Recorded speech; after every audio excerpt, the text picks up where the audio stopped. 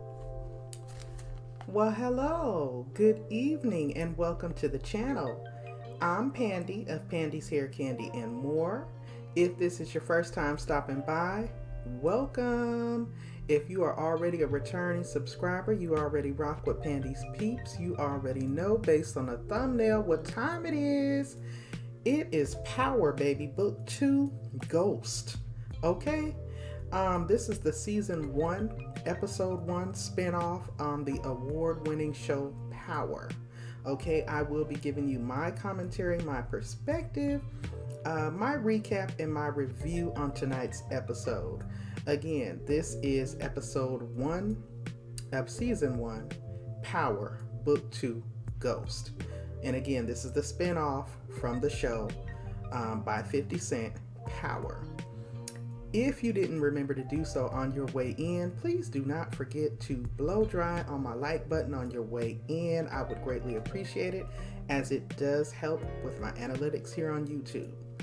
Now, without further ado, I'm going to go ahead and jump right into tonight's episode. And basically, the way tonight's episode began, we pretty much see Tariq waking up, getting dressed. He's at college. He's at, what is it called? Stanfield. It's the make-believe college there that he's now attending, because last season his mama Tasha made an arrangement with Simon, the crooked dude, in order to get the club Truth back. He had to some kind of way finagle and pull some strings to get Tariq into the school there. So again, Tariq is waking up, he's at college, but he's on his way headed down to the courthouse because his mama Tasha has her arraignment scheduled for this morning. Okay, so next we see Tasha getting walked to arraignment, of course, because she's basically confessed to being the one to kill Ghost in last season's premiere or finale. We then see Tasha's mama and the youngest daughter and Tariq meet up out front of the courthouse. They're on the steps, and again, they're meeting up for Tasha's arraignment. Now, Tamika Washington, ironically, remember Tamika was the one in the district attorney's office who was one of the ones hell-bent on popping Ghost and Tommy and their whole little organization. Now, in a weird twist of fate, she is now representing Tasha St. Patrick. So she's the attorney for Tasha. So we see them basically all meet up on the steps. It is Tamika Washington, the one who was always trying to pop Ghosts, Tasha's mama, and the youngest daughter. Okay. She's pretty much letting the family know that Tasha plans to plead guilty by way of self-defense. Tariq is not really with it because, of course, we all know she's protecting him. The judge is basically recommending no bail, but because Ghost still has much pull from the grave, they immediately have a meeting with the prosecutor after the ruling, and they offer her a deal.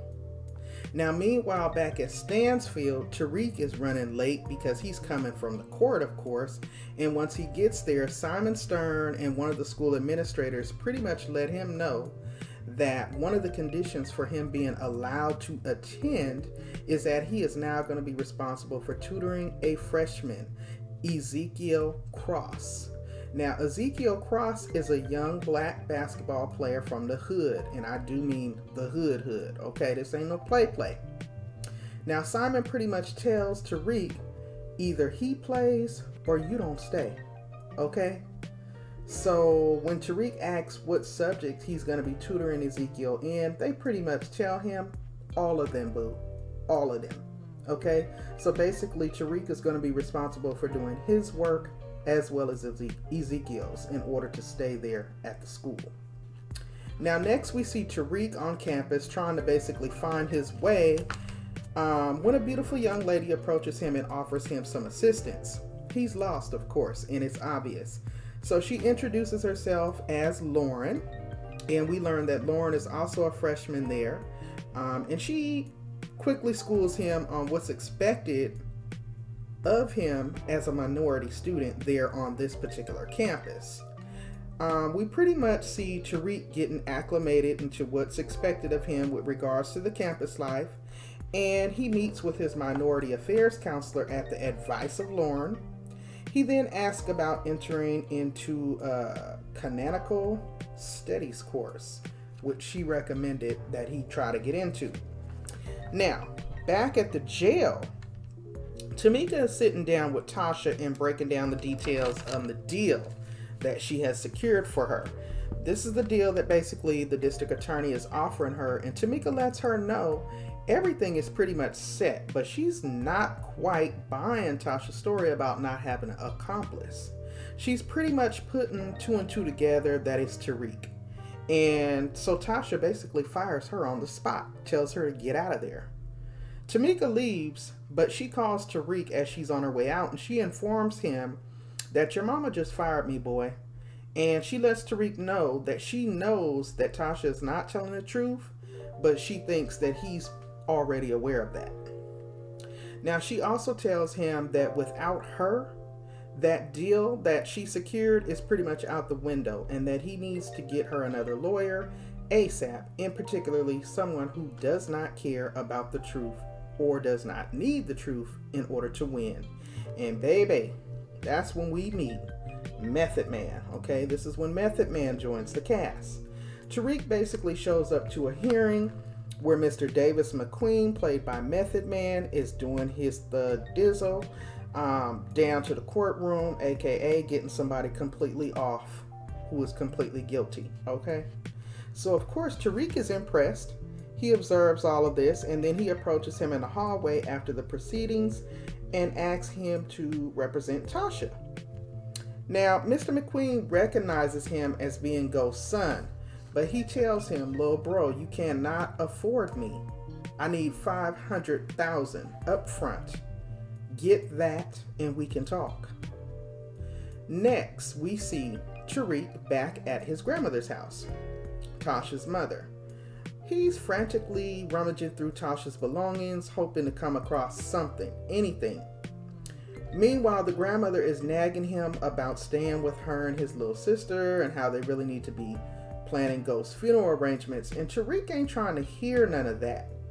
He also reminds his grandmother that the conditions for him to get his inheritance from Ghost's estate was that he complete his college education. So it's imperative that he stay on campus at school where he can get that done quickly as possible so that he can be there to help with the family. Now, just then, the grandmother's phone rings, and it's Tasha calling Colette, and the grandmother posts right up in his face, looking dead off up in his mouth, and he asks her for a moment to talk with his mama.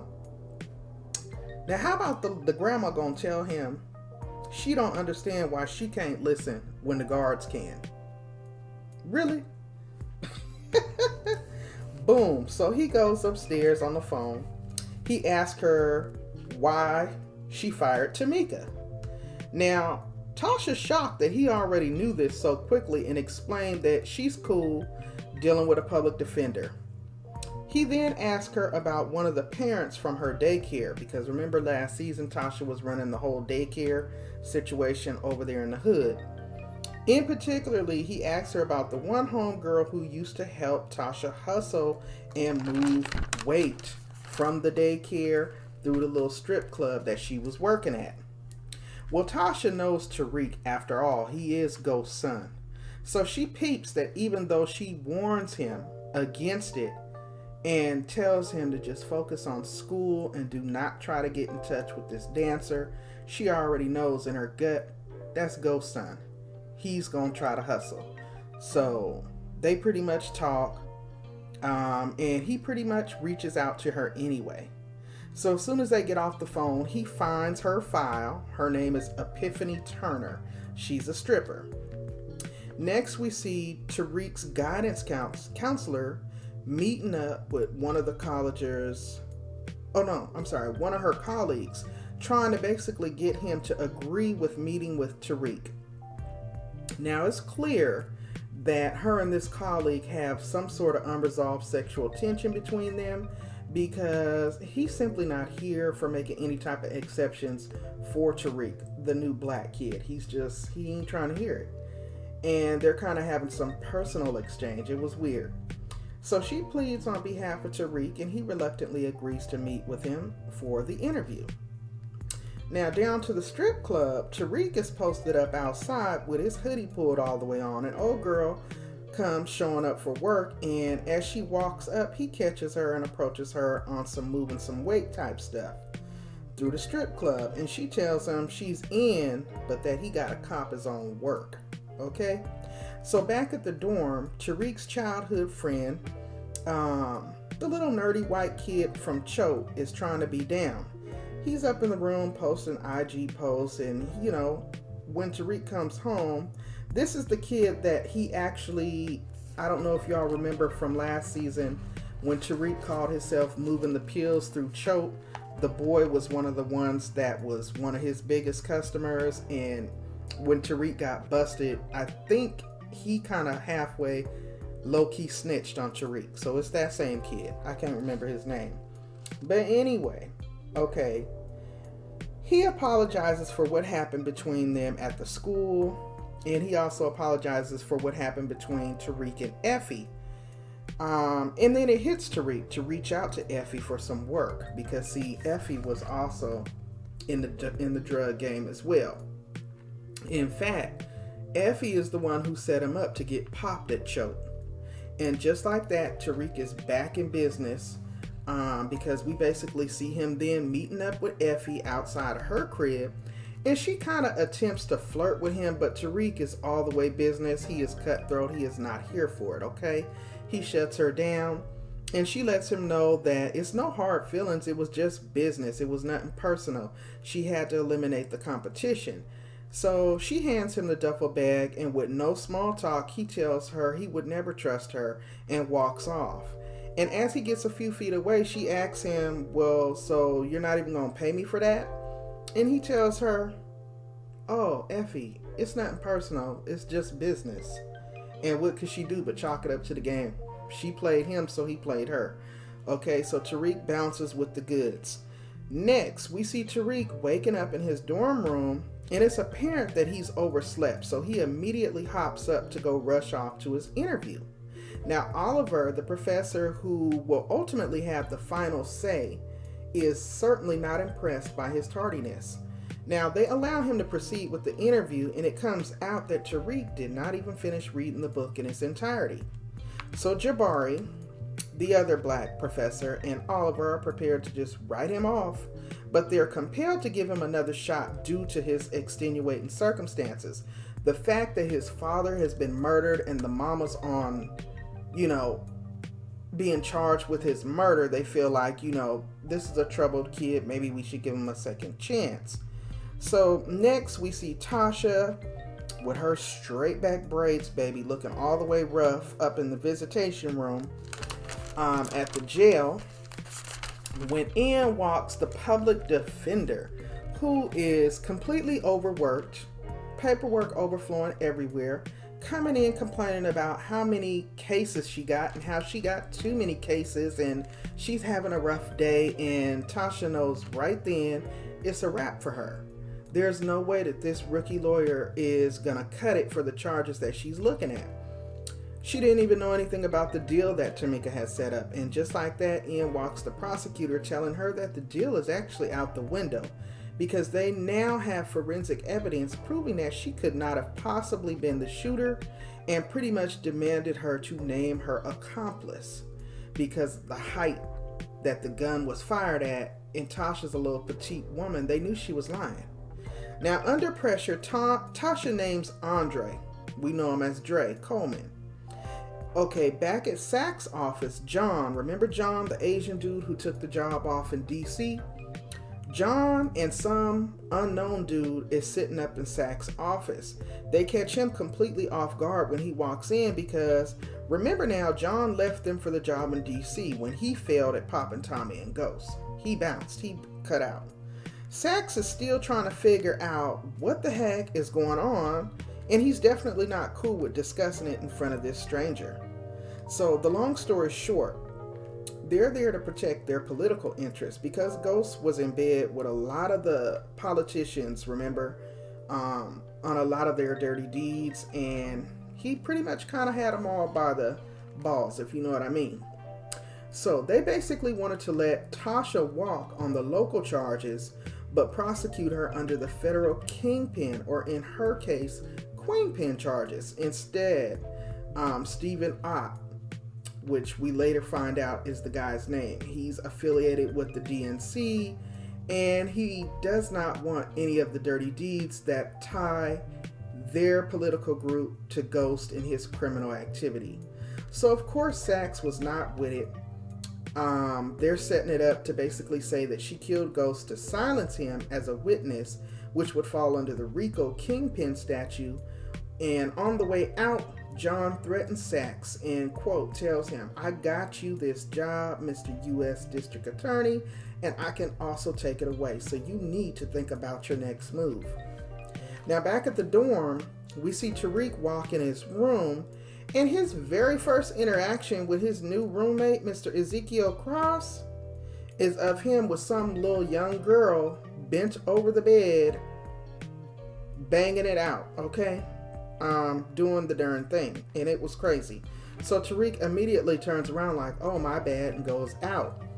Meanwhile, they go back to Sachs. We see Sachs showing up to dinner with his family, who's celebrating his new job promotion, and it's clear that he's very detached from them. His brother is not buying the whole new job promotion gig, and tells him that as his brother, he already knows that he does not do well under pressure, and that he needs to basically try to come work with him because he's pretty sure he done already did something that's going to mess up this job.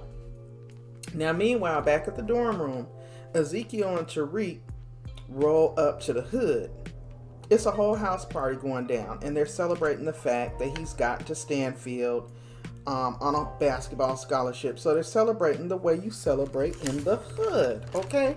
You throw your old nasty piece of house party and you get the whole hood, all your family, your cousins, your uncles, your aunties, and all your homeboys, and y'all kicking it in the crib. Y'all got music. They had a whole spread of food. They was kicking it. Okay, Ezekiel basically tells Tariq to relax. "I know it might look wild, but this family right here." So basically they go inside the house party. It's jumping. Turns out his auntie is Monet. Monet is played by none other than Mary J. Blige, baby. Okay, so this is his auntie Monet's crib. She's basically the one who raised him. Her kids are more like siblings than cousins. Okay, he introduces Tariq to one of his girl cousins, Diana. Diana is the daughter of Monet. They seem to vibe here, and it's a little bit of chemistry when Tariq asks her, "Where's the bathroom?" Or he asks him, "Where's the bathroom?" So when he gets to the bathroom, there's a dude who we later find out is Kane. Kane is also the son of Monet. Kane is also the dude who played Bobby Brown in the BET original movie, the one from South Carolina. Yeah, that's Kane. He is standing up, and the young lady is on her knees giving old boy a old nasty piece of head doctor examination. So of course Tariq heads back out to the backyard, and they're like, "That was quick." And he tells them, "Yeah, it's occupied, and I think it's gonna be a minute." So in the meantime, one of their homeboys, who we later find out's name is Rail, is in the yard, and he kind of overheard the exchange and got in his feelings, because it seems he ain't seen his girlfriend in a hot minute. And basically, are y'all following me? Okay, next we see old boy from the bathroom, Kane, walk out, and him and old boy kind of exchange words, Rail. And just as old girl, the girlfriend, comes out the bathroom, she comes walking out. So Tariq and Diana are talking when basically a fight breaks out between Kane and Rail, and then Ezekiel, the basketball player, the one that's supposed to be now in college now, the one who they having a whole celebration for, jumps in and steals off on Rail. When out comes Monet, aka Mary J. Blige, looking fierce with her red hair, and tells Zeke to get in the house. Now Rail tries to tell the girl to come on, but she says she's staying. Monet tells her son Kane he'll be back, so do what you gotta do. Diana and Tariq are still talking, and Tariq's looking all nervous like, you ain't tripping off of what just popped off? And she's like, "No, that's a typical thing with the family. It ain't nothing." And so they're talking, they're chilling, and she's basically just telling him about the family, how it's just the three of them, her and her two brothers, Cain and Drew, and of course her brother cousin Ezekiel. He asks about their dad. She tells him that their dad is in Puerto Rican, that they're mixed with black and Puerto Rican, and that he's currently locked up. So they kind of bond as he explains how his mama is also locked up. And then Rail comes back with a pistol. But Cain has a dang on shotgun, and it's actually about to go down right when the cops roll up. So the next thing we see is a frantic Sack showing up to Tamika's crib, and he's trying to solicit her help with getting the feds off his back. Tamika catches on that he's in some type of hot water, and she wants absolutely no parts of it. She puts him out. She tells him, I don't know you. Get out of here. Don't come back. I don't know you. Meanwhile, down to the strip club, Tariq is dropping off his weight for Epiphany. Yes, her name is Epiphany. Epiphany and all the other strippers for them to move the weight through the strip club. Tasha is up in the jail looking real bad, all up on the floor, just looking all crazy and, just contemplating her fate, basically, as it is. Next, we see Rail going up a flight of stairs in an apartment with out of the shadows, Cain emerges and literally at point blank range blows his brains out. Now, the crazy part after that is he walks outside and lo and behold, his mama Monet, Mary J. Blige, she's out front. She's the getaway driver. Now, there are no words exchanged as he enters the car. She simply leans over and wipes the blood splatter off the side of his face, and they ride out, completely unbothered.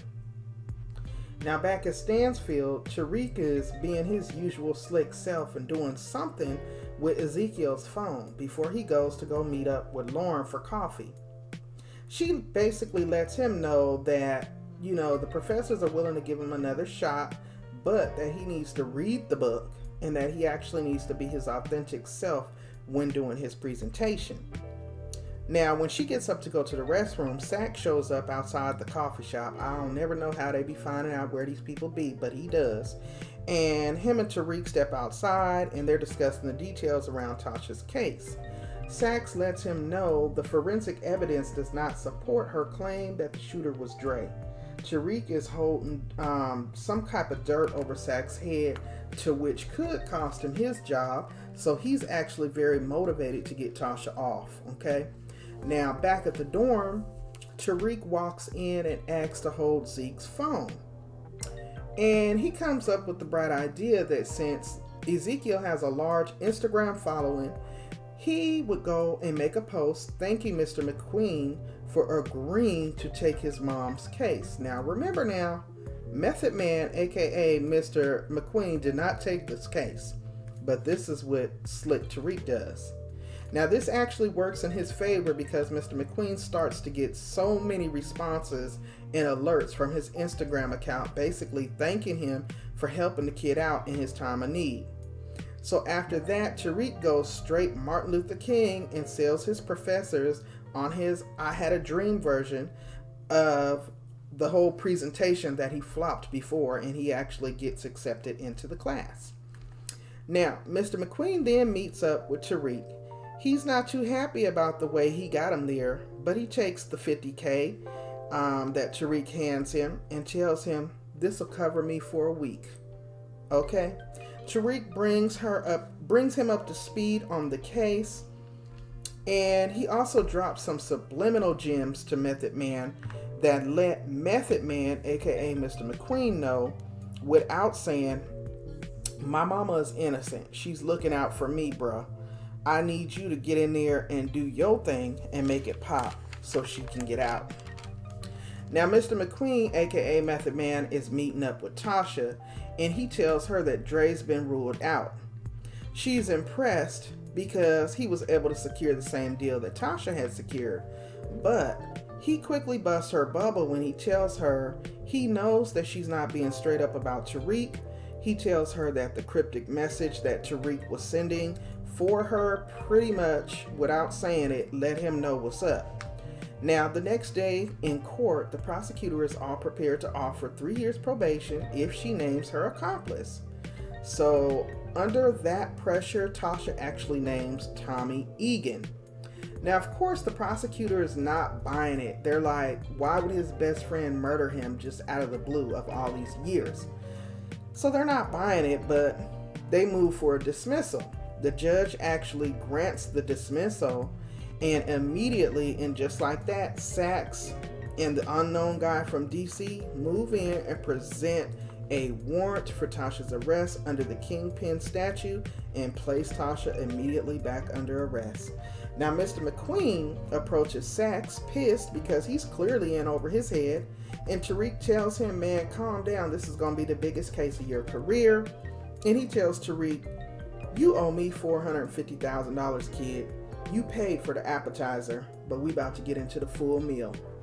And in true power fashion, y'all, this is where the episode comes to a close, but not before curiosity got the best of Tariq and he Googled Monet's husband, Diana, Kane, and Drew's father, and found out that he was a big-time drug dealer, mobster, and murderer. And so he realizes that Monet is very much just as connected in the game as Ghost and Tasha, if not more. This season premiere was lit, y'all. I think they did an excellent job setting the stage up for what's to come. They pretty much let us know that Tariq is hustling and bustling. He's at school. He's trying to pretty much do like Ghost did and secure his college education, but still trying to hustle on the side. So we gonna see how it goes, y'all. Again, I am Pandi of Pandi's Hair Candy and More. I hope you enjoyed this recap. I am looking forward to seeing what's in store for the rest of this season. Drop down in the comments below and let me know what you thought. Let me know if you caught this episode. Let me know if I missed anything. And of course, don't forget to thumbs up the video. And if you really enjoy the commentary, go ahead and subscribe. It don't cost you nothing, boo. It is free, $99. All right, I will see you all in the next one. Bye.